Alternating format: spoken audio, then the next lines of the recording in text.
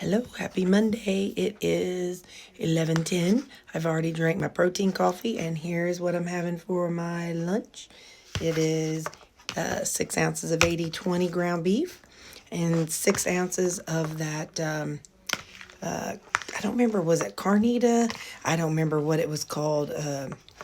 Anyway, basically 80/20 ground beef. So 6 ounces of 2 different kinds of ground beef, plus the salsa I made. And only seasoning I put on it today was salt. So that's what I'm having for my brunch. Howdy. So I have Bible study tonight. So I need to eat. And so I want to eat before I go from work. Thought I grabbed a fork. Okay. I have 2 1/4 burgers. And I have some zucchini. And I have some of that Rouse marinara soup that I like. Only it's not really soup. Rouse, the marinara and Alfredo, and that's my soup. And then, look what I got. I got 2 figs. I got 2 of them.